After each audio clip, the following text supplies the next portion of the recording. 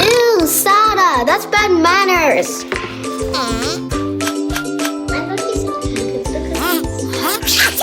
Ew, Sarah, that's bad manners. Let's play together.